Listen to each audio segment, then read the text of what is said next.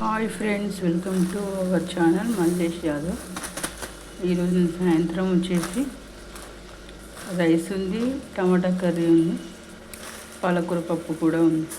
కానీ పిల్లలు ఏదైనా టిఫిన్ చేయని అన్నారు, అందుకని చెప్పి నేను ఉప్మా అయితే చేద్దామనుకుంటున్నాను. చూడండి, ఇలా మట్టి కుండలో వండితే చాలా టేస్ట్గా ఉంటాయి కర్రీస్ కానీ ఇంకా ఏవైనా చికెన్ మటన్ అలాంటివి. ఇంకా నేను ఉప్మా కోసం ఇక్కడ టమాటో, ఆనియన్, పచ్చిమిర్చి, కరివేపాకు ఇలా అన్నీ కట్ చేసి పెట్టుకున్నాను. ఇందులో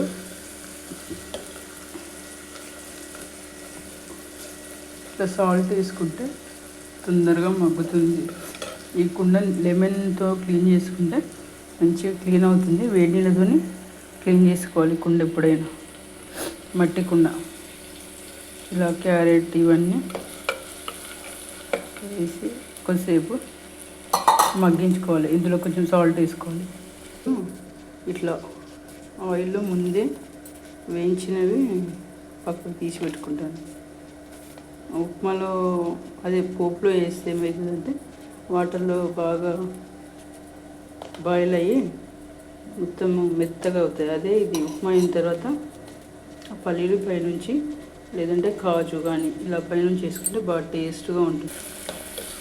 చూడండి, ఆల్మోస్ట్ మగ్గిపోయింది.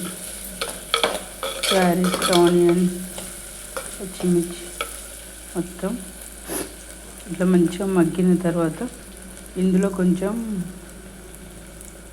అల్లం వెల్లుల్లి పేస్ట్ వేసుకుంటే చాలా టేస్ట్గా ఉంటుంది.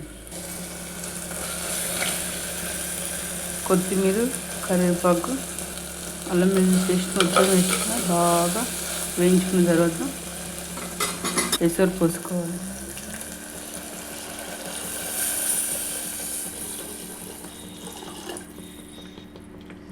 నేనైతే ఒక 1/2 kg చేస్తున్నాను.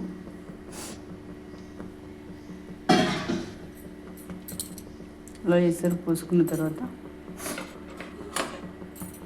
ఒకసారి మొత్తం కలపాలి.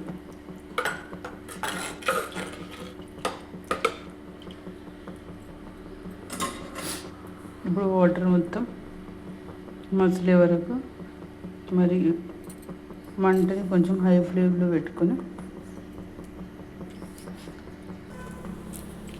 ఇలా మసలాలి వాటర్. అప్పుడు ఉప్మా బాగుంటుంది. ఇప్పుడు ఇందులో ఉప్మా రవ్వ వేసుకుందాం. చూడండి, ఉప్మా ఇలా పలసగా చేసుకుంటే బాగుంటుంది టేస్ట్. మొత్తానికి నా కుండలో ఉప్మా రెడీ అయిపోయింది. మీకు కానీ ఈ వీడియో నచ్చినట్టయితే like, share, comment and subscribe. Thank you for watching video.